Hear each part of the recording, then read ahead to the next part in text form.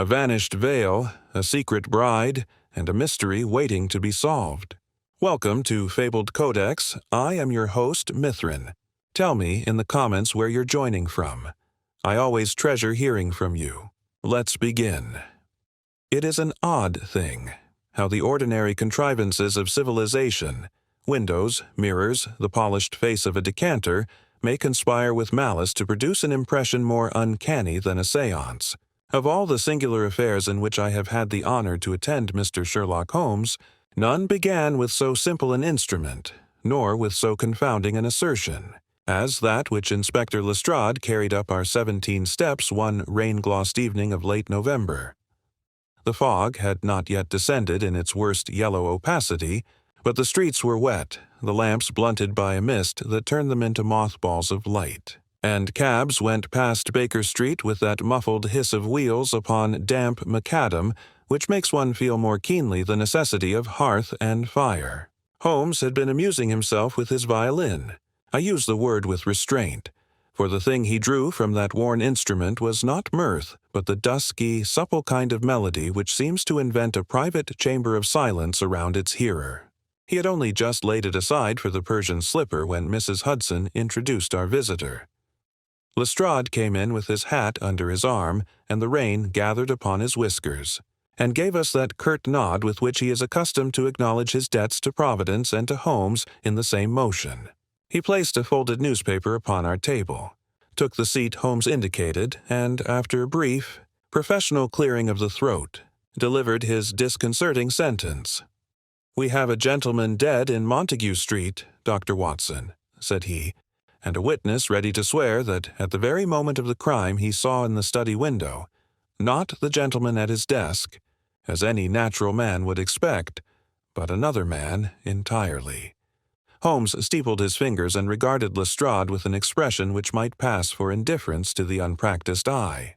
To me it meant that some inner mechanism had caught and engaged.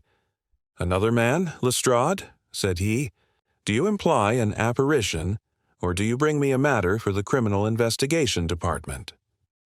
"A matter for both, if you please," returned Lestrade with the shadow of a smile. "The dead man is Mr. Leonard Barclay, retired East India merchant, a highly respectable personage. His study looks upon the rear garden.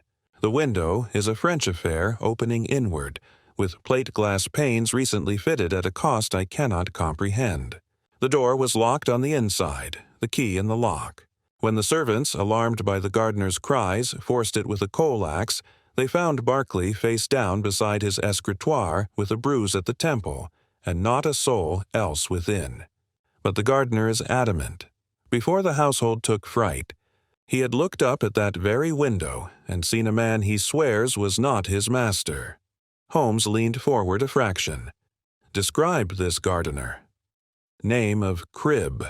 Ex-sapper. 50 if a day. Sober, H Division would call him reliable.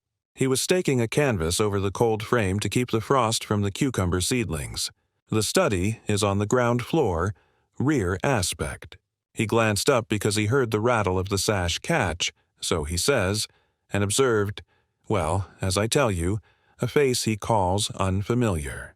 He is ready to make oath that the man he saw had a longer nose, darker hair, and wore the collar points outside his neckcloth, which Mr. Barclay never did. He says the stranger's hand, left hand, held a paper, and he bent as if to read by the lamp." Holmes's eyes had narrowed upon the word left. He flicked a look toward me and then to the newspaper Lestrade had brought. "And this?" said he. "Evening Standard," Lestrade replied. "A column and a half already. They love a locked room and a respectable corpse. The plate-glass window is mentioned, you see. Also the street, Montague Street. You will have heard of Barclay in connection with the Philanthropic Fund for Sailors' Widows." "I have," said Holmes, who had read everything, forgotten nothing, and corrected the encyclopedia on points of Turkish tobacco. "The bruise? A single contusion to the right temple. The surgeon puts it down to a blow with the corner of something, statuette, paperweight, what have you. No fracture. There is a carpet, so little blood. Death, in the surgeon's opinion, as much from the shock as from the blow. There was a shattered inkpot on the floor, spilt across a sheaf of correspondence. The desk is otherwise orderly. No sign of entry from the garden. The French windows latched within, and the door, as I have said, locked on the inside. It is tidy enough to suit even Mr. Holmes. Lestrade's tone, which had begun in defiance, ended with involuntary admiration. Holmes raised his lids slowly. "Your stranger in the window," he murmured. "A reflection, a shadow, or a deliberate contrivance? Describe the window's glass." "New. 2 weeks ago. Mr. Barclay had his study refitted. Fresh drapes, a Brussels carpet, and that glass responsible for a bill which made his housekeeper pale. Belgian plate glass, the glazier says. No joints, very bright, very true. The gardener insists he saw through it, not upon it. And at what hour? 6:30. Dusk enough for the lamps to be lit, but not yet full dark." "Ah," said Holmes with the tone of a man who lays a card face down and taps it. "What of the household?" "A housekeeper of 30 years, Mrs. Eugenia Hollis. A maid, the aforementioned gardener. And a valet, one Edwin Grieve, recently taken on. Mr. Barclay was a widower. No children. No visitors announced to the servants that day." Holmes rose and, with that quick decision which is the outward sign of an inward chain ratcheting into place, took down his overcoat. "I do not much affect Belgian glass, Lestrade," he said, "but I confess to a taste for Montague Street in a drizzle.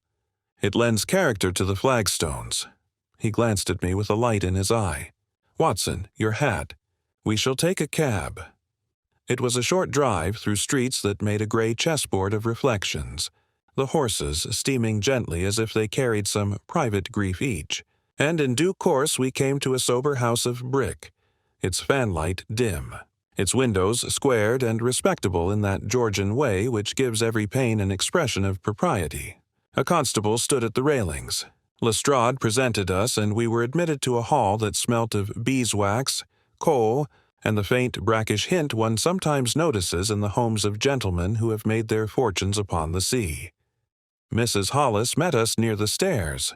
She was a woman whose face had been ironed by habit into lines of service. Yet I observed the red rims of the eyes and the tightness at the mouth which told of more than mere household disarray. "I am sorry for your loss." "Madam," said Holmes in a voice softer than one would expect from so dry a frame, "we shall endeavor to discompose you as little as may be. If you please, Mr. Barclay's study." She led us down the passage to the rear, where the garden lay like a black rectangle beyond the glass, and admitted us to a room which declared in all its contents the traveled merchant and orderly mind. There were models of ships in glass cases, small as a man's forearm and rigged with an obsessiveness which I could not help admiring. There were oriental curiosities, a carved narwhal tusk, an ivory die that I would willingly have wagered was not ivory at all, and a mahogany escritoire whose green leather top was blemished by an ink stain like a map of some uncharted country. Holmes did not approach the body at once. He went first to the French windows, glanced at the latch, and then at the long, bright sheet of glass which the rain beyond made darker and more absolute. He stood so that his profile and the lamp behind him might cast themselves upon the pane if the laws of optics indulged him, and then, with a brisk motion, knelt to inspect the sill. I saw him pinch between finger and thumb a trace of something dark, a smear too slight to be soot, and hold it to his nose. He touched the inner face of the glass very lightly, with the back of his knuckle as though to feel its temper. He examined the floor immediately before the window. The carpet pile was minutely disturbed in an arc, such as a chair might make if dragged a half-inch and returned.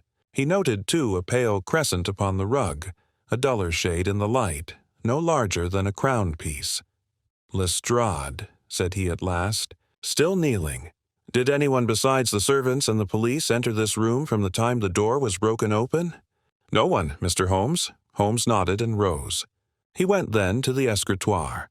Mr. Barclay lay a little to the right of it, as if he had fallen in making an impatient turn. The right temple showed the livid rise of the contusion. The hair clotted a little.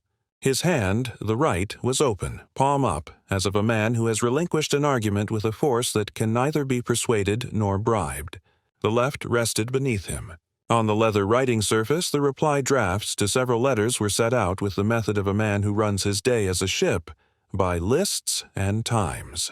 The shattered inkpot had bled itself upon a folded sheet which the police had prudently left untouched. Holmes bent, glanced, did not read. He had already seen what he wanted. He moved to the mantel. There was upon it a collection of paperweights, a malachite sphere, a wedge of glass with an etched vessel, and a small figure in bronze of Neptune with a trident no thicker than a match. "Mrs. Hollis," said he, without looking round. "How long since these windows were refitted?" "A fortnight, sir," she replied from the threshold, carefully not seeing the body. Mr. Barclay said the old panes made the room gloomy. They were dreadful draughts in winter, he said. He would have the best glass. "And he had the best," murmured Holmes. He turned to the gardener, a stocky man in his working coat, who had been drawn in and stood guilty as if the affair were his fault for having eyes. "Mr. Cribb, you have been put to some trouble by your honesty. I am obliged to you. Be so good as to stand where you were when you saw what you saw." Cribb shuffled to the strip of oilcloth by the French windows and, with a soldier's readiness to obey even strange orders, stepped out by the side door and down to the garden path. Holmes watched him through the glass, his face expressionless, then raised a hand. Cribb looked up, as one does when a man within a room makes the universal signal for attention, and pointed, with an awkward shamefacedness, to the spot. "There, sir. There I looked. There I saw him." Holmes nodded, and his gaze slipped from the man to the pane itself. He stooped again, drew from his pocket lining that battered lens which has written more quiet tragedies than any pistol in Europe, and studied, at the level of the latch, a pair of faint abrasions hardly to be called scratches. "Belgian plate glass," he said absently. "A truthful servant. An untruthful window." Lestrade made a noise deep in his throat which could have been skepticism or admiration, but he held his tongue. Holmes turned to the door. "One thing more," said he. "The valet. Where is Mr. Edwin Grieve?" "In the pantry, under watch," Lestrade answered. "He is much put out. He says Mr. Barclay would not permit him after 6 o'clock on account of the gentleman's wish to work alone." "Quite so," said Holmes. "We must respect the habits of the dead and the truthfulness of glass, and of men who look into it at dusk." He took up his hat again, then paused, studying once more the dull crescent in the carpet by the window, as if he weighed it in his mind. "Lestrade, have the kindness to allow no one to touch the latch, the sill, or," and here he indicated with his stick the little pale arc, "this modest moon upon the rug, until tomorrow morning, when the light will be less of an accomplice." With that he turned to me, and in his eye there was the quiet excitement I had learned to read as the foreshadowing of late nights and very early mornings. I confess my own pulse quickened. The study held its breath. The rain traced its runes upon the glass, and beyond the pane the garden kept its counsel. We left the room as we had found it, save that the air now contained the faintest suggestion, not of Belgian glass, nor of rain, but of a mystery arranging itself, piece by piece, upon the table of my friend's inexorable mind. We did not leave it once, for Holmes had that nervous energy which, once engaged, asks to be fed with answers even while it waits upon daylight. He turned back in the passage and requested Lestrade to indulge him with a brief word with the valet. We were shown to a scullery off the kitchen where a thin, dark young fellow sat on a stool between two constables. He had that washed look one sees upon clerks surprised by disaster. Yet there was something alert beneath the pallor, as of a man not yet resigned to the posture of the accused. "Your name is Edwin Grieve," said Holmes mildly, "and you were taken on 8 weeks since. A gentleman's valet does not at first carry the jacket so, unless he has had a soldier's sergeant to teach him, but your cuffs show no fray, and your hands have the polish of a hairdresser. I shall assume you were a gentleman's gentleman before you were anything else." Grieve's eyes widened at the correctness of this dart. He nodded, then, remembering his situation, steadied himself and looked from Holmes to Lestrade. "I've done nothing, sir. Mr. Barkley was strict as a bellman about his hours. After 6, I laid out his pipe and matches, brushed his coat, and kept to the hall unless he rang. You left him at 10 minutes after 6, sir. He had me fetch a packet from the post. The foreign mail had brought it at noon, and he had it locked in the drawer. Then he dismissed me. He was, here Grieve groped for an adjective and settled upon, preoccupied. With whom did he correspond today? Holmes asked it as if he had inquired about the weather. Grieve glanced at Lestrade and received a nod. 2 letters to Mr. Carstairs, sir, the fund treasurer, and one to a Mr. K. Penberry of Limehouse. I recall the name because it is odd, and a note to the glazier about a blemish in the new pane. He disliked the tiniest smear. He said the sea had taught him exactness. Holmes's lids drooped to slits. The new pane displeased him? In what regard? A ripple in the corner, sir, so he said. I could not see it. He held his head just so, as if to catch a flaw in a mirror, and clicked his tongue. And the collar, Holmes added, almost lazily. Mr. Barkley's fashion? Grieve looked surprised. Plain and neat, sir. Points inside, like a parson. He would not abide the collar-out look, said it belonged to actors and other public prints. Holmes's gaze moved over the man's attire, returned to the face, and passed on. You have been long enough in service to know that a household develops habits which are as legible as a primer. Indulge me in one more. When Mr. Barkley wrote at his desk, upon which side lay his pen-tray? On his right, sir. Mr. Barkley was right-handed. Holmes inclined his head as if at a small courtesy received. That will do for the present. I rely on your memory again, Mr. Grieve. It has already justified the position you hold. We took our leave of the scullery and stepped back into the hall, where Mrs. Hollis lingered in that tension of grief and authority which keeps a house upright when its master has fallen. Holmes addressed her with the same quiet gentleness he reserves for old soldiers and faithful servants. Mr. Barkley sent for a glazier 2 weeks ago. What was the firm? Dunford and Son of Holborn, sir. They were recommended by Mr. Carstairs. There was much talk of plate glass and the newest methods. She hesitated. It seemed vanity to me, sir, for Mr. Barkley never invited company, but he said the garden deserved a proper view. Holmes thanked her and asked in the tone of routine what hour supper had been, whether any ring had sounded, whether any door had been heard. Routine, that is, to the ear. Yet I knew that each answer fell upon some concealed scale within him. No bell had rung from the study. No visitor had called. There had been a brief clatter at 6:30. The gardener's canvas frame shifted by the wind. And then Mrs. Hollis had heard, or thought she had heard, a small sharp sound like china striking stone. After that, silence until Cribb's alarm. We returned once more to the study, and if the corpse had grown more fixed in its expression, it was only that my own mind had become more mobile. I recalled Grieve's phrase, preoccupied, and found my eye drawn again to the stained fold of paper beneath the demolished ink-pot. Holmes kept his hands from it with a patience that always astonishes me, for he can be as swift as a stoat when the moment comes. Instead, he crouched at the French windows and, using the merest edge of his nail, teased from the inner sill a grain or two of black substance which he slipped into a paper twist from his pocket. "You have it, then?" said Lestrade, who had watched this ceremony with official hunger. "Not yet, but I have enough to make a morning of it." Holmes straightened, looked once more at the pale crescent upon the rug, a ghost of absence, if I may coin the phrase, and then crossed to the mantel, where he examined the bronze Neptune with an attention bordering upon affection. He weighed the figure in his palm, set it down, and marked the corner of the base with his forefinger. A bruise, such as our good surgeon described, might be made by that, or by its like. The malachite would have left green. This would leave only silence. "You think the weapon came from here?" I ventured. "I think the hand that struck did not wish the blow to speak." He replaced the bronze and gave me that slight sideways glance which, to others, looks like indifference. "Watson, do you recall Cribb's insistence upon the left hand with the paper?" I did, and our careful Greaves noticed that the pen-tray lay on the right, as is proper with a right-handed man. Holmes paused. There are hours when glass tells the truth of what it reflects rather than of what it transmits. At dusk, with a lamp behind, a window may become a servant to lies, if one knows how to command it.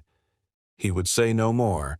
He asked Lestrade to send a man to Holborn at once for Dunford and Sons, invoice and fitter's notes, if such exist, and another to Mr. Carstairs for a statement of Mr. Barclay's movements and any complaint within the fund. Then, with a politeness that was only partly masked impatience, he asked that the latch, the sill, and the small ark upon the rug remain untouched. "You mean to try some experiment?" said Lestrade. "I mean to ask the morning to repeat the evening, with fewer conspirators." He turned to the gardener outside, who still stood as if awaiting sentence under the sooty drip of the eaves. "Mr. Cribb, be so good as to present yourself at 7. Bring the canvas you were fixing and your memory, which is better than your comfort." We took our leave. In the cab, Holmes sat silent, eyes half closed, the forefinger of his right hand playing that faint tattoo upon his knee, which in him stands for a marching thought. When we reached Baker Street, he went directly to the mantel and, to my surprise, fetched down a small looking-glass from behind the books. He set it upon a chair, placed a lamp a little behind and to the side, darkened the room to the exact dimness of a November evening, and stood me at the window. "You are the gardener," he said. "What do you see, Watson? Not what you think you ought to see, what you see." I looked into the pane and found myself gazing not into the room but into a pale mockery of it, where my own outline floated, reversed and uncertain, and behind me, at a cunning angle, the small mirror presented, not my countenance at all, but the lamp's oval and the edge of a chair. Holmes moved a hair's breadth, and the chair became, startlingly, the suggestion of a man's breast and shoulder. "There," said Holmes softly, and with that single syllable I knew that the morning would not be idle. The little demonstration with the mirror had left me unsettled, though Holmes himself betrayed nothing more than the faint curve of satisfaction at the corner of his mouth. He extinguished the lamp, set the glass aside, and drew the curtains as if to close the matter for the night. Yet I knew by his silence that it had only just begun. He sat long into the small hours, pipe alight, the smoke wreathing him in a blue haze, while I, less patient, dozed uneasily in my chair. When at last I retired, I left him still gazing at the faint smudges he had coaxed from the sill, as though the dust itself had agreed to tell him a story if only he could learn its alphabet. By morning the weather had changed. The drizzle had thickened into that yellow fog which clings to the very nostrils and turns the lamplighters into shapes from a phantasm. Holmes, however, greeted the day with brisk efficiency, his energy renewed by whatever chain of thought had carried him through the night. He broke his fast on coffee alone and urged me to eat quickly, for the cab was already waiting below. We returned to Montague Street to find Lestrade in command of his constables, his expression half irritation, half hope. He handed Holmes a paper, Dunford and Sons' bill for the new panes, specifying polished Belgian plate glass, ground true, supplied and fixed by apprentice under master's supervision. Holmes read it as a man reads a playbill, folded it with care, and slipped it into his pocket. "You have your gardener," Holmes said. "Let him repeat his testimony with his eyes and hands, not his tongue, and send the maid for that canvas he was spreading. The conditions must be as they were." Cribb came at once, still stiff in posture, as though afraid his honesty might be mistaken for stubbornness. At Holmes's instruction, he took his place by the cucumber frames, stooped to secure the canvas, and then raised his head. His gesture was identical to that of the evening before. The quick, startled glance upward, the frozen stare, the pointing finger toward the bright rectangle of glass. "There, sir. Just as I said." Holmes beckoned me to stand where Barclay would have sat, pen in hand, lamp to the right. I obeyed, and as the fog dulled the daylight, the interior of the study became half a reflection, half a scene. My own face, reversed, swam faintly on the pane, but behind it, here was the trick. Holmes had placed the small mirror from Baker Street upon a chair just inside the door. Its angle was such that it cast not my likeness, but his own lean profile upon the glass, elongated and unfamiliar, yet horribly convincing. Even I, who knew the contrivance, felt for a moment that a stranger gazed out from the room. "You perceive it, Watson." Holmes's voice was low, yet edged with triumph. The gardener saw not through the window but upon it. A phantom conjured by reflection, made credible by dusk and a lamp. Thus a stranger who was no stranger at all. Lestrade muttered, "But why should anyone arrange such a deception? And who could profit by it?" Holmes turned his head slightly, the ghostly double vanishing with the motion. "That is the question which will yield us the hand that struck. For see, you cannot mistake the intent. Some person wished it to be known that a man other than Barclay was present. The gardener was to carry the tale, and carry it he has with all the force of his honest conviction. Our task is to learn who stood where I stand, who held a paper in the left hand so that the reflection suggested a left-handed reader, and who departed unseen while Barclay lay dying at his desk." We left Cribb bewildered but vindicated, and Holmes returned to the study floor. He crouched by the pale crescent upon the carpet, running his finger along the arc. "A chair leg," he murmured, "but not Barclay's own. His chair fits the indentations here. This arc belongs to another chair, placed close to the window for the purpose of reflection. When it was withdrawn, the pile remembered its passing. A ghost of furniture for a ghost of a man." Lestrade scratched his chin. "Then someone within this very room set the stage.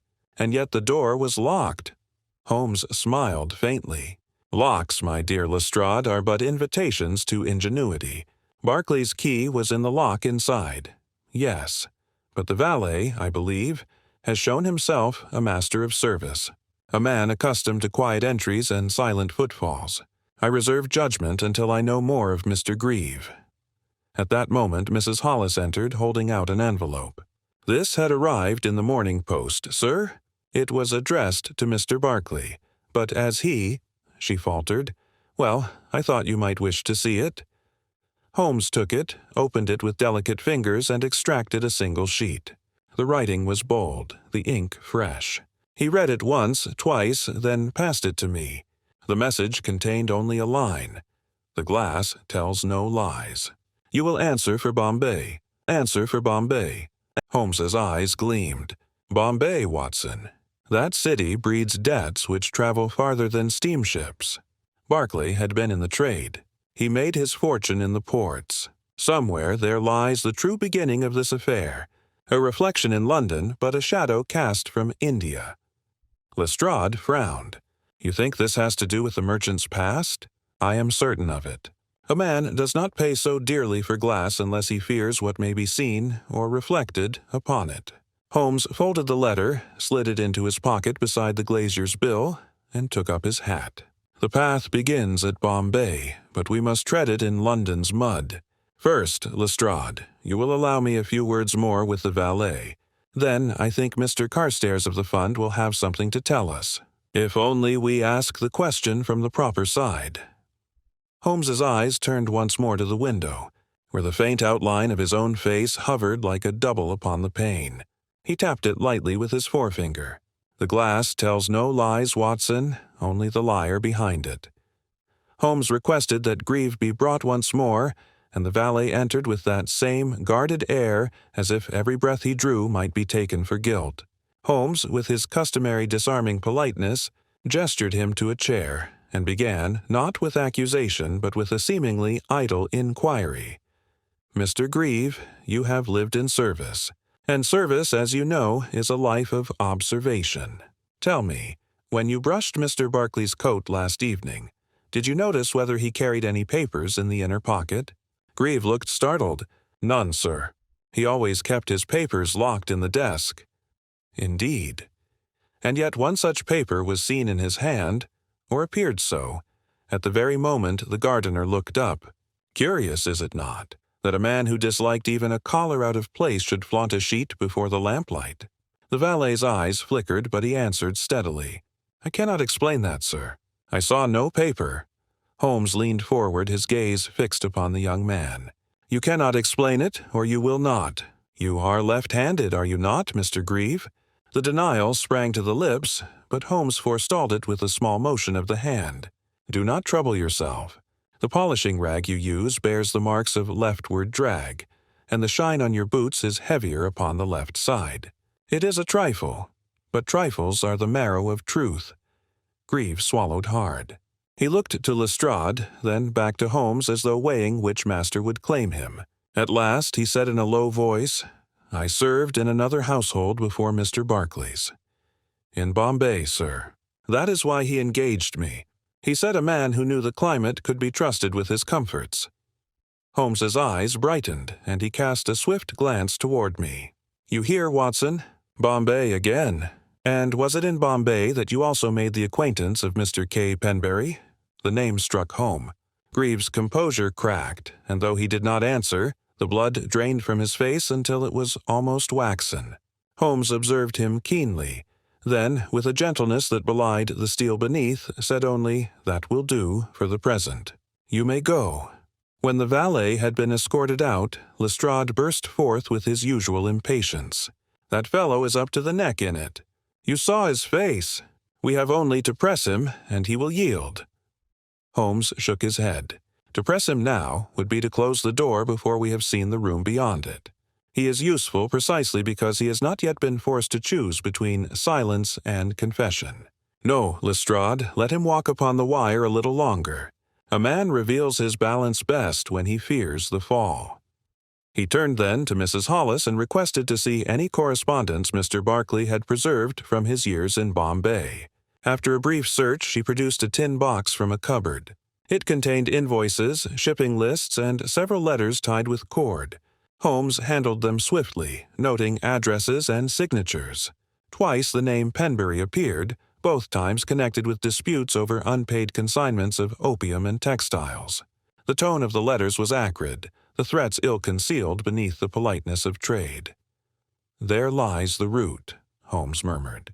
Barclay prospered. Penberry festered. Men who brood on injustice are fertile ground for revenge. He selected one letter, dated 15 years before, and slipped it into his pocket beside the new note which had arrived that morning. Then he rose with sudden decision. "We go now to Limehouse, Watson. There we shall see if Mr. Penberry's name is mere ink upon paper or flesh still walking in the fog." Lestrade protested that his men should attend, but Holmes insisted that too many uniforms would only alarm the quarry. Thus it was that Holmes and I, with the inspector in reluctant tow, found ourselves jolting through the damp streets until the air grew salt with the river and the alleys narrowed to crooked channels of brick. Limehouse was alive with its usual confusion of seamen, hawkers, and the peculiar half-caste life of the docks. We inquired discreetly, and soon a ragged boy guided us to a lodging-house above a chandlery. There, in a room that smelt of tar and cheap gin, we encountered a man whose appearance told its own story. He was gaunt, with dark hair streaked white, his eyes sunken yet burning, and his left hand wrapped in a rag that might have concealed deformity or disease. Holmes introduced himself with grave courtesy. "Mr. Penberry, I believe. Formerly of Bombay, now of Limehouse?" The man started, his gaze darting from Holmes to Lestrade and then to me. He tried to bluster, but the words failed. At last he said hoarsely, "Barclay is dead, then." Holmes inclined his head. "You are remarkably well informed for one who claims no recent correspondence." Penberry laughed, a sound without mirth. "The glass tells no lies, Mr. Holmes. I warned him. I told him he would answer for Bombay, and now he has." Holmes regarded him keenly. "You claim, then, to have been present in Montague Street last evening." "I claim nothing. I needed only the truth to be seen, and it was seen. The gardener knows. Barclay saw his own fate in the glass he prized so dearly. His words had the ring of obsession rather than reason, and yet within them lay the very echo of the note delivered that morning." Lestrade's hand went to his pocket as though itching for the manacles, but Holmes lifted a restraining hand. "Not yet. A madman declares his guilt too loudly. The sane villain whispers it where he thinks no ear can hear. We must discern which we have here." He bent close to Penberry, his voice low but compelling. "Tell me, what was in Barclay's hand when you last saw him?" Penberry's lips trembled. "A letter," he said at last. "My letter. The one he should have answered 15 years ago." Holmes straightened, his expression unreadable. Then I think, Watson, we have glimpsed the shape of the snare. Whether the prey is the man before us or another who uses him as a mask remains to be proved. But I tell you this, the glass has not yet spoken its final word." Holmes's gaze lingered on Penberry with that curious mixture of sympathy and severity which he reserved for men who were both victim and villain. The gaunt figure trembled as if the very memory of Bombay shook him. Lestrade, impatient as ever, leaned forward with the air of a man ready to close the net. "You hear it, Holmes. He as good as confesses. Shall I put him in irons?" Holmes held up a hand. "Patience, Inspector. A confession spoken in riddles is no confession at all. If we cage him now, we may never know who dangled the bait before him." Penberry, roused by the suggestion of manacles, lifted his head with sudden wildness. "You may bind me, but it will not silence the truth. He cheated me there in Bombay, stripped me of the very trade that was my life.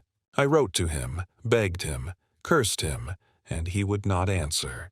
But the glass answers for all men. It showed what must be seen. Holmes leaned against the table, his voice smooth as a surgeon's scalpel. "And yet, curiously, the glass showed not you, Mr. Penberry, but another. The gardener swore the face was unfamiliar, not Barclay's and not yours.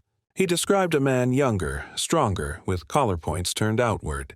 Why should your vengeance employ a mask you do not wear?" The question struck Penberry like cold water. His hands twitched, and for a moment he seemed on the verge of some admission. Then he sagged back, muttering incoherently, words of India, of debts unpaid, of betrayal. It was as if his mind retreated into the past, leaving us with only fragments. Holmes regarded him with something like pity. "You see, Lestrade, this man is no hand at subtle contrivances. He is eaten hollow by grievance. But to arrange a deception with glass and reflection, that requires steadier nerves and a practical cunning which I do not find here." Lestrade grumbled, but he obeyed when Holmes requested Penberry be held for questioning, not yet charged. As we left the lodging-house, Holmes drew me aside. "Watson, note the ragged bandage on his left hand." He clutched it as though hiding more than pain. "It may conceal injury, but not the kind that comes from striking a blow with bronze. The mark upon Barclay's temple was made with precision. Penberry could not have delivered it in his present state. Then who did, Holmes? That, my dear fellow, is the riddle. And riddles, like reflections, may show one face while hiding another." The fog thickened as we returned to Baker Street. Holmes paced the sitting room with long strides, his mind evidently turning some invisible object in its grasp. At last he halted, lit his pipe, and began to speak as if delivering a lecture to the empty air. "Consider, Watson. We have 3 strands. First, a man of wealth and reputation is found dead in a locked room, a bruise upon his temple, no weapon at hand. Second, a gardener swears he saw, not his master, but another man at the study window, paper in left hand. Third, a letter arrives speaking of Bombay, signed with no name but echoing Penberry's old grievance. Now ask yourself, who profits? Barclay is silenced. Penberry, long discredited, is instantly suspected, his threats giving color to the charge. The gardener's honest testimony supports the tale, yet it is a tale manufactured by a trick of optics. Someone arranged that reflection. Someone who knew the habits of the household, who could place a chair in the proper spot, who understood the window's deceptive power. "The valet," I murmured. "Precisely. Edwin Grieve. He is left-handed, as the gardener described. He knew Barclay's aversion to the outward collar. He could summon the exact posture that would suggest a stranger, because he had watched his master's ways until he could mimic them. And he knew also of Penberry's past quarrel, for he himself admitted service in Bombay. What better cloak than to rouse the ghost of an old enemy and make him wear the guilt? But why, Holmes? What motive has a valet to strike down his master?" Holmes tapped his pipe against the grate, his eyes half closed. "That is the final piece. Barclay's papers will tell us. Somewhere in those letters lies a secret strong enough to bind a servant to crime." Our speculation was interrupted by a knock at the door. Lestrade entered, his face flushed from the damp. "We have found something, Mr. Holmes. In searching Penbury's lodgings, my men discovered a packet of papers, drafts of letters, and one receipt made out to Grieve, payment for errands done these past weeks." Holmes's eyes gleamed. Just so. Our valet and our ruined merchant bound together. But in what enterprise? That is the question. He examined the receipt, noting the date. A fortnight ago, precisely when the new glass was fitted. A payment, then, not for errands, but for conspiracy. Holmes rose at once. "Come, Watson. Lestrade, keep your men on Penbury, but say nothing yet of our suspicions. Grieve must not be frightened into flight. This evening I shall contrive an experiment at Montague Street that will place him where no trick of glass can save him." And so it was decided. As the lamps were lit and the fog pressed its clammy hand against the panes, Holmes prepared his trap, his every motion charged with suppressed energy. I could not yet see how he meant to spring it, but I knew, as always, that the hour of revelation drew near. Holmes insisted that we return to Montague Street under cover of the evening, for he claimed the truth of the crime could only be revealed beneath the same conditions in which it had been contrived. The fog had thickened to a greasy pall that blurred the lamplight into wavering halos, and our cab moved through the dim streets as though through some half-finished dream. When we arrived, the constable at the railings admitted us without ceremony, and within the hall we found Mrs. Hollis pale but steady, as though grief had made a quiet fortress of her duty. Holmes asked that she gather the household in the study, servants and all. Lestrade raised an eyebrow, but Holmes only murmured, "The stage is prepared, Inspector. We require the actors." Soon the maid, the gardener Cribb, and Edwin Grieve filed in, uneasy under the steady gaze of the police. Holmes directed that the lamps be lit in the same position as on the night of Barclay's death, and he himself dragged a chair to the spot near the French window where the faint crescent still marred the carpet. "Mr. Cribb," said Holmes, "you will kindly take your position in the garden and look up at this window as before. Mrs. Hollis, stand by the door. Watson, take your place near the escritoire. Lestrade, position yourself beside me." Grieve shifted uncomfortably, but Holmes fixed him with a look that admitted no refusal. "And you, Mr. Grieve, you will oblige us by sitting here as though you were Mr. Barclay himself at his desk. Take this paper in your left hand and wait until I signal." Grieve hesitated, then complied, the sheet trembling faintly in his fingers. Cribb, outside, raised his head at the appointed moment, and I saw his eyes widen as before. He called out through the fogged glass, "There, sir. There's the man again, just as that evening." Holmes turned to the assembled company. "You see, ladies and gentlemen, how easily an honest man may be deceived by reflection. It was no stranger at all he glimpsed, but only the image of a servant seated at the proper angle with lamp behind. The plate glass, so true and polished, betrayed him by its very clarity. Grieve sprang to his feet, his face white. "It proves nothing. I obeyed your orders only now. You cannot make me guilty of a crime I did not commit." Holmes's voice was calm. "No, but you betray yourself by your eagerness to deny. You alone knew the exact habits of your master. You knew he would never wear his collar points outward, and so you affected that fashion yourself to create the impression of another man. You are left-handed, and so you held the paper in your left. You placed this chair here, close by the window, leaving its ghost upon the carpet. You arranged it all that the gardener's eye might see a phantom and speak of it after. And when Barclay protested, or when you pressed your demand, you struck him down with the bronze Neptune upon the mantel." The silence was broken only by the crackle of the fire. Grieve's lips moved, but no sound came. Holmes continued, his voice sharper now. "You imagined the matter perfect. The door was locked, the key within, the body alone. The reflection pointed to a stranger. The note of Bombay, delivered this very morning, was the final stroke, meant to draw suspicion upon Penbury, the ruined merchant. But you overreached yourself. Penbury may rave of injustice, but he has not the cunning to contrive such a theater. You, however, have both the knowledge and the nerve." Lestrade stepped forward, the iron already in his hand. Grieve started as if to bolt, but the gardener barred the way, his broad figure filling the door. Cornered, the valet gave a harsh, broken laugh. "You speak clever words, Mr. Holmes, but where is your proof? Where is the weapon? You have none. You have none."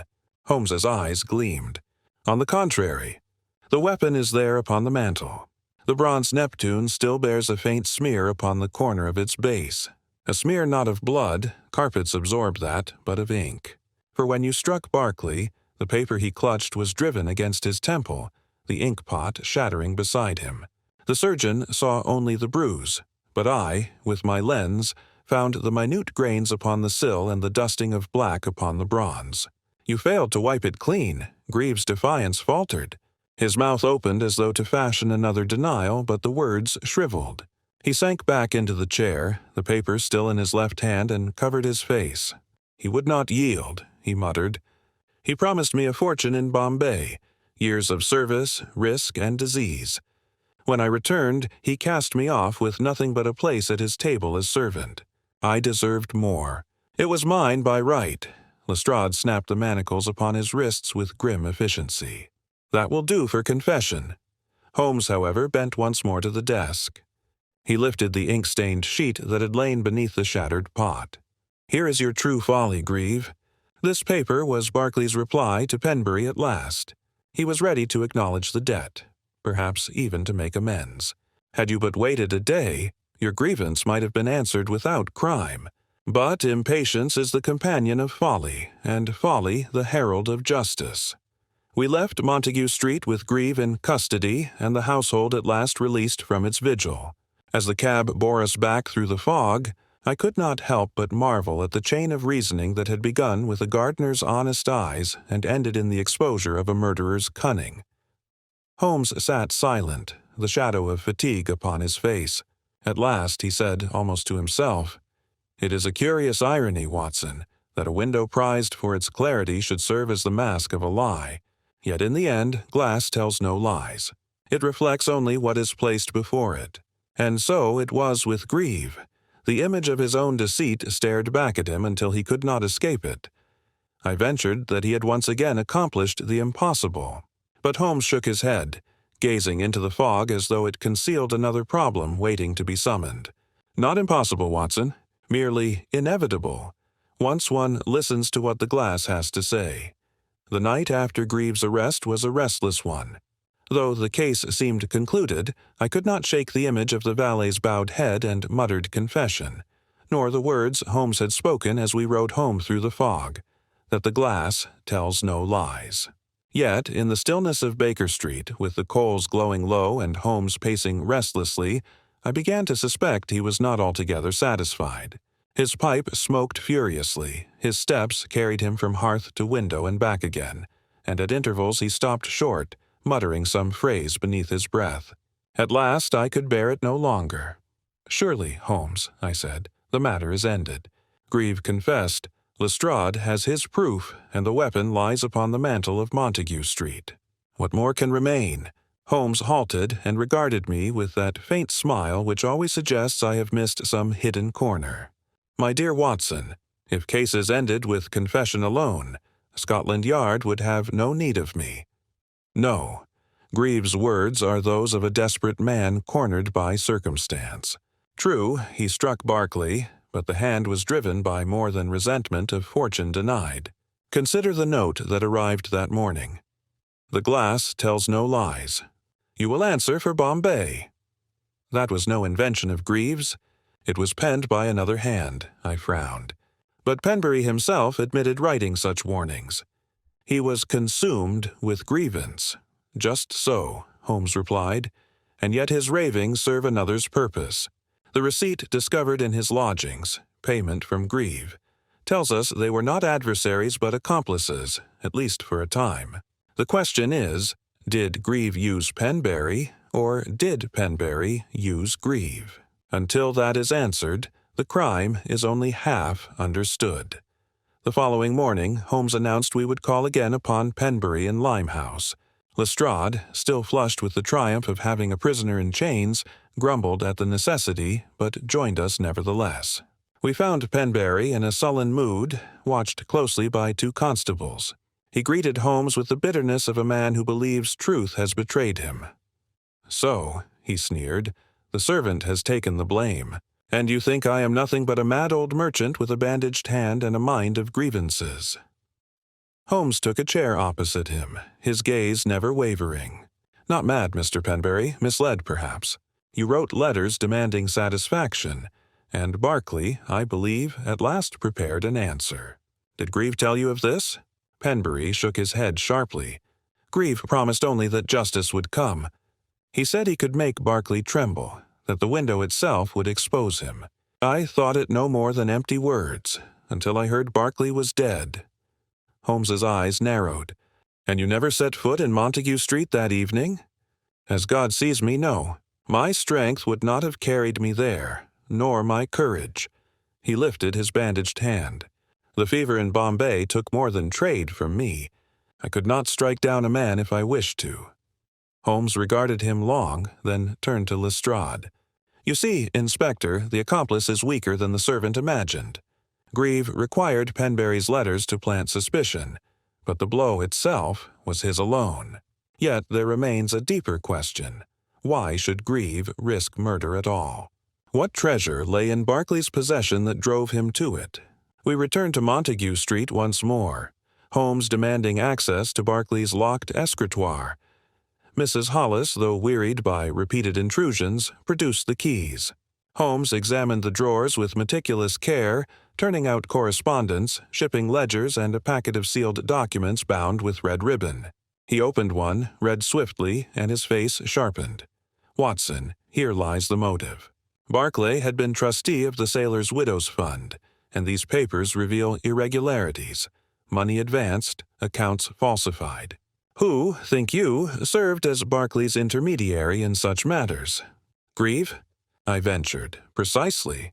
He was not only servant but agent, handling correspondence Barclay wished hidden from the committee. When Barclay resolved to set matters right, see here this draft confession, Grieve's ruin was inevitable. He chose instead to silence the man who could expose him, and to cast suspicion on Penberry, whose letters provided the perfect cloak." The logic struck me like a hammer blow. Grieve had not merely struck from resentment, but from fear of exposure, fear of disgrace that would end more than his position. Holmes gathered the papers, sealed them in an envelope, and handed them to Lestrade. "There is your case complete, Inspector. Fraud, conspiracy, and at last murder. The glass may have reflected a phantom, but the truth is plain enough." Lestrade grunted, half reluctant to concede. "You make it sound neat as a ledger, Holmes. But you must admit, had it not been for the gardener's testimony, we might never have looked to the window at all." Holmes inclined his head. "Every case requires its honest witness. Cribb saw only what was set before him, but his candor was the spark that lit the trail. I do not disparage it. On the contrary, it proves again that innocence is the truest ally of reason." As we left the Barclay house for the final time, Holmes seemed at last at ease. The fog had lifted slightly, revealing patches of weak November sunlight on the damp brickwork. In the cab, I ventured to express my admiration for his untangling of the affair. He shook his head with that dry amusement I knew so well. "You give me too much credit, Watson. The truth was always in the glass. It reflected not only the figure of a man, but the nature of deception itself. Men imagine they can control what others see, but reflections are treacherous things. They reveal more than intended. Grieve thought to show us Penberry, but he showed us only his own hand, left and guilty." I pressed him then upon one final point. "Holmes, do you ever feel the weight of it? To see so clearly the motives that drive men to betrayal, to murder?" His expression grew distant, almost melancholy. "At times, Watson. But I comfort myself with this. Though men lie, glass does not. In a world of deception, one may always find some surface that returns the truth, if only one knows how to look." He leaned back, eyes closing, the faintest smile upon his lips. For my part, I felt again that curious mixture of awe and unease which his brilliance so often stirred in me. The case was ended, the culprit in chains. Yet I could not help but think that Holmes had peered into more than a window in Montague Street. He had glimpsed the very reflection of human folly, and found, as ever, that it bore the face of crime. The face of crime. The conclusion Holmes had drawn seemed to settle all doubts. Yet in the days that followed I found him unusually reflective, as though the matter, neatly bound though it was, had left behind a faint dissonance. He would sit at the window of Baker Street, violin silent beside him, eyes following the procession of hansom cabs through the fog, and I knew that in his mind he was still in Montague Street, still staring into that flawless pane of Belgian glass. It was only when Lestrade called upon us again 3 mornings later that I understood why Holmes had not yet closed the ledger of the case. The inspector was visibly perturbed. "It's grieve, Mr. Holmes. He has turned silent as stone. Beyond the single outburst you witnessed, he will say nothing more, not even to his own counsel. The papers, the Neptune, the gardener's testimony, aye, they will hang him well enough. But there is the matter of Penberry. The magistrate is not satisfied with his release. Too much smoke still hangs about him. Was he no more than a tool, or was he the fire itself? I must have it clear." Holmes set down his pipe. "Quite right, Lestrade. Half-truths make for dangerous justice. Come, Watson, we shall pay our Bombay merchant one last visit." We found Penberry again in Limehouse, in the same dim room, though this time there was a weary resignation about him, as though the struggle to prove or deny had drained away. Holmes took a seat, laid a small bundle of documents on the table, and regarded the man with a steadiness that compelled speech without demand. "Mr. Penberry," he said softly, "I have here letters of yours written years ago, full of wrath against Barclay. They were clumsy weapons, yet they have been sharpened into daggers by another's hand. Tell me, how came you to place them in Greaves' keeping?" Penberry's shoulders twitched. "I never placed them there. They were stolen from my trunk when I thought him a friend. He came to me, spoke of justice, flattered my anger. I showed him the old papers in my folly, and soon enough they were gone. When the news reached me of Barclay's death, I knew I was undone." Holmes nodded. "Precisely. You were never meant to wield the blade, only to stand as the shadow behind it. Grieve needed your grievance to clothe his crime. He promised you justice, but meant only to furnish himself with a scapegoat." A long silence fell. At last, Penberry whispered, "Then Barclay is gone, and I am left with nothing but the ashes of my hate." Holmes rose, and his voice held a gentleness I seldom heard. "Better ashes than the rope, Mr. Penberry. Leave vengeance to men less crippled by it. You are free of Greaves' chain now, if you choose to be." When we returned to Baker Street, Lestrade, though gruff in manner, was visibly relieved. The weight of doubt was lifted. Penberry would not be pursued further. Grieve alone would stand trial, his frauds and violence laid bare. Yet Holmes's manner remained contemplative. He seated himself by the fire and spoke in that low tone which always marked his deepest deductions. "Watson, do you observe how greed and resentment intertwine like 2 strands of rope? Grieve coveted fortune he thought withheld. Penberry nursed injustice. Barclay sought to bury misdeeds in silence. Each man saw his reflection in the glass, yet none recognized himself. That was the true deceit. The lie men tell not to others, but to themselves." I ventured that he had unmasked each with his usual brilliance, and that justice, though stern, would be satisfied. He smiled faintly. "Justice, yes, but I confess there is something tragic in it. Barclay meant to set his affairs right at last. Penberry, in his frailty, desired only recognition of wrong. Grieve alone chose the darker path, and by his hand all 3 were destroyed: the dead man, the ruined exile, and the servant whose cunning could not save him from truth. In that glass of Montague Street, Watson, we see not only a crime, but a parable." I could not but agree, though my thoughts returned again and again to the moment in the study when the gardener's honest cry had pierced the silence.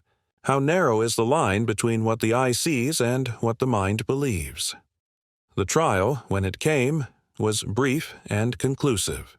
The evidence Holmes had marshaled left no room for doubt, and Grieve, still silent, heard his sentence with a face of stone.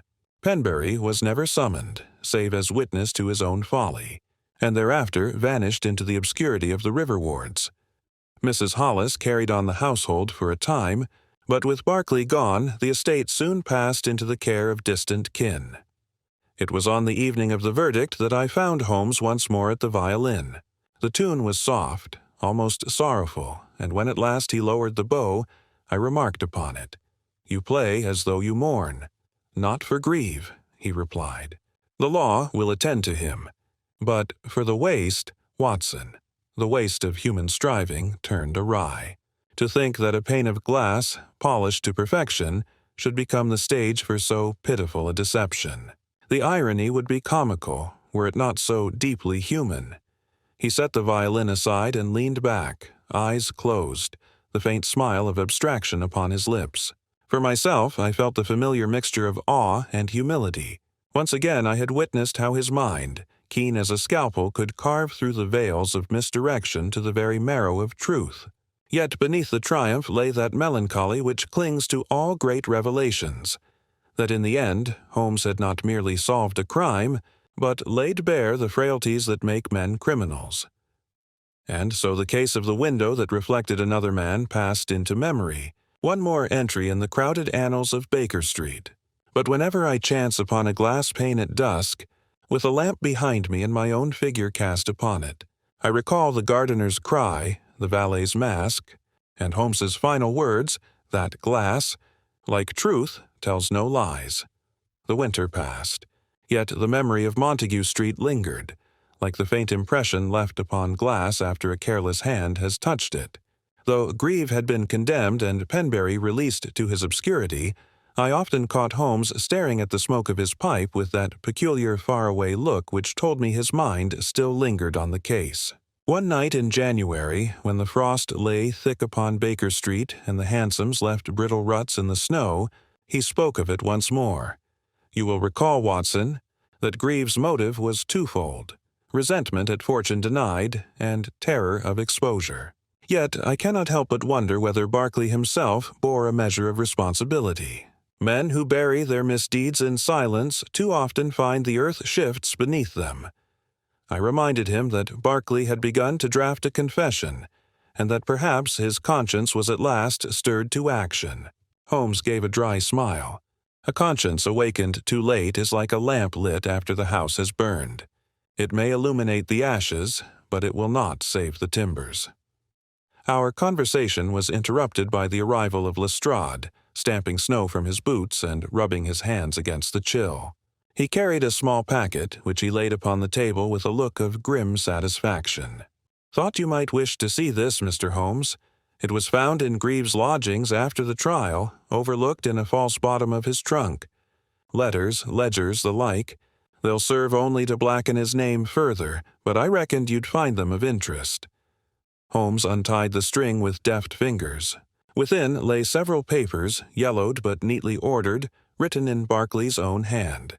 He scanned them swiftly, his eyes narrowing. "Ah, so here is the missing piece. Watson, do you see?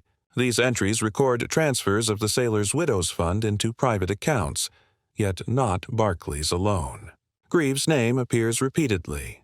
He was no mere servant, but a partner in corruption. When Barclay sought to amend his course, Grieve foresaw his own ruin. The blow was inevitable. Lestrade gave a grunt. Well, the rope has done its work. The world is rid of him. I dare say the committee will hush the scandal. They don't like their charities smelling of fraud." Holmes folded the papers with care. "Fraud concealed is fraud preserved. The widows will have their due only when sunlight is cast upon the accounts.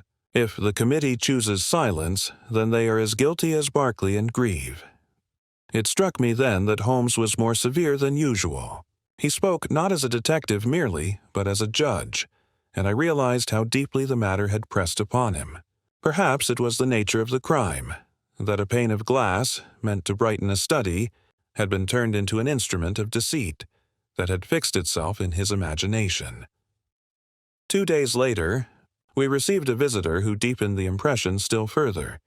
Mrs. Hollis, the faithful housekeeper of Montague Street, appeared at our door, wrapped against the cold, her face lined by more care than years alone could account for. She asked to speak with Holmes privately, but he insisted I remain, assuring her that my discretion was absolute. She placed upon the table a small parcel. "This was among Mr. Barclay's effects, sir. The committee men came and rummaged through everything, but I could not bring myself to hand them this. It is a diary of sorts, his thoughts on the fund and on Mr. Grieve. Perhaps you will know what to do with it." Holmes opened the little leather-bound volume, its pages closely filled with Barclay's neat script. He read a passage aloud. "Grieve presses me daily for assurances. He believes I cannot act without him, yet I fear his ambition grows beyond service. I must put my affairs in order, lest the committee discover what we both have hidden. It is time, at last, to make amends." Holmes closed the book gently. "You did well to bring this, Mrs. Hollis. It confirms all we suspected, and more. Barclay's resolve was genuine. He meant to right his wrongs, but his servant forestalled him. Such ironies are the marrow of tragedy." The woman's eyes filled with tears. "He was a stern master, sir, but not unkind. I cannot think how he came to this." Holmes bowed his head. "The seeds of ruin are often planted in silence, and they sprout in the dark. Take comfort that he wished at last to do what was right. That desire, though unfulfilled, redeems him in part." After she had gone, Holmes lingered long over the diary, as though reluctant to lay it aside. At last he said, "Watson, cases such as these remind me why I mistrust appearances. A reflection in glass, a servant's obedience, a merchant's respectability. Each may conceal the opposite of what it shows. Truth is never the first thing one sees." I asked whether the matter was now finally concluded. He gave a rare, almost wistful smile. "Concluded in fact, perhaps, but not in lesson. The window of Montague Street has taught us more than the name of a murderer. It has shown us that every man, when confronted with his reflection, must answer whether he sees himself truly or another face altogether. That night, as I set down my notes of the affair, I realized the story had no simple ending. Barclay was dead, Grieve condemned, Penbury broken, and yet the true weight of the case lay not in the courtroom but in that pane of glass, still standing silent in Montague Street, reflecting whoever passed before it. And I thought with a shiver that perhaps Holmes was right, that the glass, in its pitiless honesty, had shown not merely the shape of a crime, but the hidden selves of all who gazed into it. The weeks that followed Mrs. Hollis's visit slipped by with the slow relentlessness of a London winter. The case of Montague Street had already been set down in the papers, Grieve's execution noted in a few clipped paragraphs, Penbury's name scarcely mentioned at all. Yet Holmes returned to the subject with a persistence that told me it had not released him. Often I found him at the mantel, the little diary in his hand, turning its pages not as a man reads for knowledge, but as though the words themselves were a puzzle he had yet to complete. It was on one such evening, when the fire burned low and the fog pressed heavily against the panes of Baker Street, that he spoke again of Barclay. "Watson, I have turned this affair every way, and still I am struck by the same irony. Barclay's ruin was not wrought by his enemies but by his servant, by one who shared his secrets, aided his concealment, and at last destroyed him when silence grew too heavy. How often, I wonder, does treachery wear the livery of loyalty?" I answered that it was a question for philosophers, not detectives. He smiled faintly, though without mirth. "Perhaps. Yet I cannot help but see in Grieve's face the reflection of 100 others who have stood behind their masters with eyes full of obedience and hearts full of calculation." Our conversation was broken by a knock at the door. A boy from the committee of the Sailors' Widows' Fund had come, bearing a letter addressed to Holmes. The committee, he explained, had resolved to open a public inquiry into the irregularities Barclay's papers had revealed, and they desired Holmes's counsel. Holmes dismissed the boy with a nod and broke the seal. He read the letter in silence, then handed it to me. "They mean to restore the missing sums, to publish an account and to honor Barclay's intention of amends. It will not undo the crime, but it will prevent its shadow from lingering." He rose then, restless, and paced the room. "Do you not see, Watson? Even in his death Barclay compels truth. His glass showed not only a phantom, but the necessity of reflection. The committee would never have acted but for the exposure of his secret, however grimly it came about. I suggested that in some strange sense, justice had extended beyond the hanging of Grieve, reaching into the realm of restitution. Holmes paused, the faintest glint in his eye. Yes, justice rarely arrives in the form men expect. Sometimes it wears the black cap of the judge, sometimes the cold mirror of conscience. In Montague Street, it wore both. For several days thereafter, Holmes occupied himself with smaller matters, trifling cases of theft and missing documents. Yet I could see his mind drift back to the larger lesson. One evening, as he tuned his violin, he remarked almost absently, "I have thought often of Cribb, the gardener, an honest man, deceived not by malice of his own, but by the cunning of another. His eyes saw truly, yet his truth was bent into falsehood. That is the danger of appearances, Watson. They can make accomplices of the innocent." I replied that without Cribb's testimony we might never have understood the nature of the trick. Holmes inclined his head. "Quite so. Innocence is unwittingly the sharpest witness of all. It tells not what it wishes to see, but what it cannot help but see. That is why deception must always collapse in the end. It cannot bear the weight of truth spoken without intent." It was not until early spring that the matter was finally laid to rest. A notice appeared in the Times. The committee of the Sailors' Widows' Fund had repaid every missing pound. Penbury had been quietly conveyed to a charitable asylum beyond London, and Mrs. Hollis had retired with a pension granted in Barclay's name. Holmes read the notice aloud, folded the paper, and for the first time since the case began, I saw genuine contentment upon his face. Thus the circle closes, Watson. A crime born in Bombay, reflected in London, and extinguished at last by the very truth it sought to bury. It is a tidy resolution. I remarked that he seemed almost reconciled to the tragedy. He shook his head gently. Reconciled perhaps, but not unmoved. Every pane of glass we pass may conceal another such story, a reflection mistaken, a truth distorted, a life overturned. It is well to remember, lest we forget how fragile our certainties are. That night, as he lifted the violin and drew from it a strain of music, soft as breath, I wrote the final lines of my record. The case of the window that reflected another man had begun with a gardener's startled cry, grown into a web of fraud and murder, and ended with restitution and silence. Yet in its heart lay a lesson as clear and pitiless as the glass itself, that men may contrive illusions, may cloak guilt in shadows or reflections, but in the end truth will return the gaze. Unflinching, I laid down my pen with a sense of solemnity. For once I did not feel the triumph of victory, nor even the relief of conclusion, but rather a sober admiration for the strange justice that had passed through Montague Street.